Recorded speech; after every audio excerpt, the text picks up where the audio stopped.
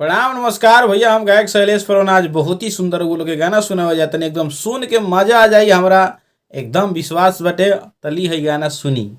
पेट के जोगाड़ में कमाए जातु बानी, आ घर परिवार सब देखी हैरानी।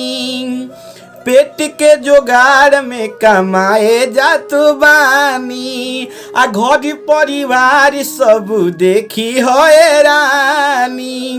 आ कुछ होई तो बतलई हो, नैहर जानी जई हो।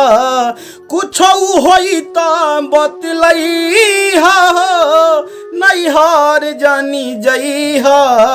आ समय से खई हो बनई हो, नैहर जानी जई हो।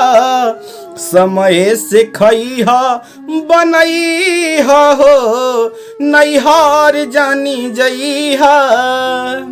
बूढ़े बाबू माई के सेवा टहल करी हा, ननद गोतीन पड़ोसीन से ना लड़ी हा। बूढ़े बाबू माई के सेवा टहल करी हा, ननद गोतीन पड़ोसीन से ना लड़ी हो। कि बबुअन के रोज पढ़ई हो, नैहर जानी जई हो। बबुअन के रोज पढ़ई हो, नैहर जानी जई हो। आ समय से खई हो बनई हो, नैहर जानी जई हो। समय से खई हो बनई हो, नैहर जानी जई हो।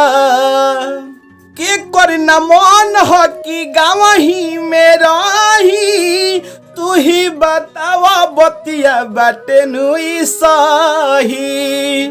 के कर न मन हो कि गावही में रही, हा तू ही बतावा बतिया बाटे नुई सही। हरे मनवा के अपा न मनई हो, नैहर जानी जई हो। शैलेश के अपना न भूलई हो, नैहर जानी जई हो। अरे समय से खई हो बनई हो, नैहर जानी जई हो। समय से खई हो बनई हो, नैहर जानी जई हो।